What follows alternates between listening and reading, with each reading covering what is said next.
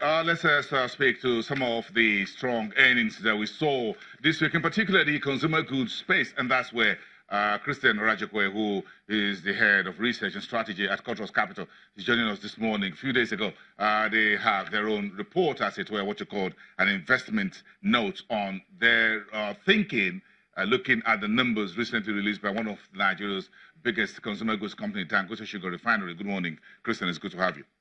Thank you. Let's get this conversation kicked on with the. Let's read the tea leaves of consumer goods. Consumer goods is very important, of course, because it connects to everyone. Certainly. So whether you're using the soap or you're using the yes, beverages. Yes, everything. So consumer goods connect to everyone, even if you are not buying cement to build to build a house or whatever. But again, you need one thing or the other when it comes to consumer goods. But I think we should start with the Dangote Sugar result. And I'm wondering why the report is not as sweet as sugar, slightly.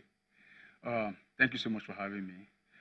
So I think the biggest challenge that Dangote Sugar currently faces is low sugar sales. In the first 6 months of this year, about 200,000 tons of sugar have been sold. That's almost a double-digit decline from the volume of sugar sold last year. And then that's also even with the magnitude of price reduction that I've seen so far. So while prices are going down just to also boost sales, we are not seeing volume also growing in line with that price reduction. Is that an industry issue or for Dangote Sugar as a company? For the big players in the market, it's an industry issue. So because aside from Dangote Sugar, Flour Mill as well, has a sugar business, so it's also going through the same pressure. Boa Sugar as well is a major player in the industry. They're among the established players, so it's also foreseeing volume pressure. So I like to define this volume pressure from I like to trace it from two sources. So the first is with the stability in FX in Nigeria. So most smugglers are back to the market, and these smugglers actually bring in sugar from the land borders, so through Niger and then through Seme border as well, and then also the Ogun State border as well. So they're sort of competing for market share with the established players, and the smugglers. So their sugars are not quality sugar one, and also by bringing in sugar through the borders, through the land borders as well. So they beat import duties and also so their sugar are actually priced at about 10-15% discount towards the likes of Dangote Sugar and Flour Mill are selling. So in an environment where consumer purchasing power is under pressure, so we are currently in an environment where consumers pretty much go for affordable products. Give me about the same value, but if you go at a lower price, so they are losing market share as a result of that. So it's a smuggler's paradise. Exactly. So because consumers are pressured in terms of pockets. Certainly. So what do I do? I smile at the smuggler. There's a guy providing my needs at a lower cost. More so, close same value as well. Same value. As well. So, and also, I heard you talk about the Apapa traffic challenge as well. Yeah. So that's one of the biggest problems that Dangote Sugar faces. So if you go through the Ikorodu road, so you see a lot of trucks. So what pretty much happens is, so trucks go to the factory, to get sugar. It takes an average of some number of days to get into the factory. Also takes, a while. So turnaround time has pretty much. In the early days of the Dangote Sugar Refinery, and I was there as a business journalist to see the facility, so it makes sense to build that facility within the port. True. Because you're getting raw sugar imported from... Very close to the sea. Yeah, close to the sea. So it's next to the vessel. Exactly. Bringing the raw sugar in because that's where you find your refinery. Certainly. Technically, how you build refineries close to the sea as well because it makes easy unloading, offloading if you're taking finished product out. So it makes sense. Yeah. But then, now you have a mess with the ports and the road into the ports. True. So you're caught in this mess, which is not essentially your mess. It's an operational challenge. It's an operational challenge.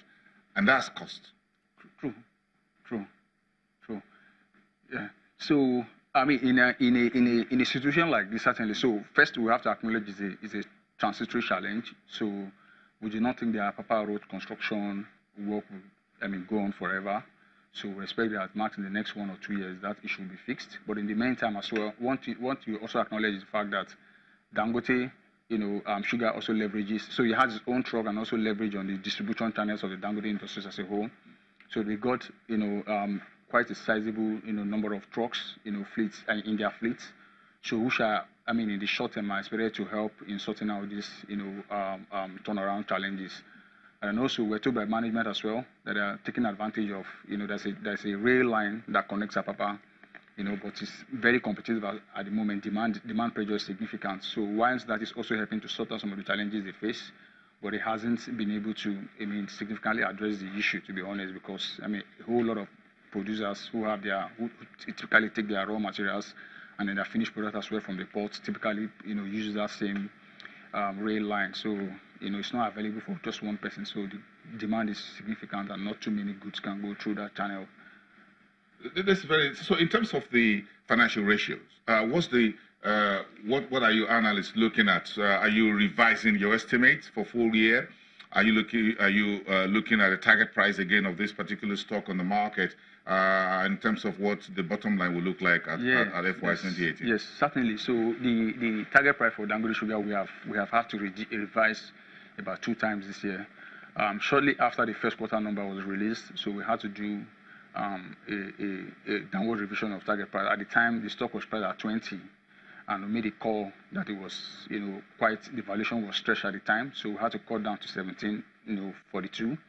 And between 20 naira at the time to today, the stock has actually lost quite significantly. So it's currently trading around 15 levels, and we've revised valuation also from our last 17 to around 16.24. It looks a bit attractive at the moment because what we've seen, so far in the trading environment is investors increasingly reacting to numbers. This is a very challenging time in the market, so investors typically investors look for good reasons to want to hold your stock. So once numbers are attractive, investors, to some extent want to hold, but when the numbers are not looking good, see investors trading down. So we've cut down our earnings expectation for Dangote Sugar and we've reduced the target price as well. But you have a hold rating? We have a hold rating because, like I've mentioned, I think there has been overreaction to the numbers. It has actually this week way down to where we think it looks a bit attractive at the moment. So the market should give Dangote Sugar Refinery a bit of a breather when we come back next week, the final 2 days of July, and we'll go into August. Maybe some of those sentiments are coming in with yesterday's broader market and sector finishing line. But let's talk about one other bellwether in the news this week, and that's Unilever. Unilever seemed to have made a very decent first half, but again, a finance income, thank you, but a few number of issues that this particular consumer good company is facing. What's your take at Cordros Capital? So I'll start from pricing. I think Unilever is expensive at 52 levels. But on earnings perspective, we think that compared to most monoproduct consumer goods companies, Unilever have been able to cope with the challenges that we've seen in the consumer environment. And what works for Unilever is the diversified product portfolio. So it's got food products, which is the seasoning and the margarine. It's got some home care items and the personal care items.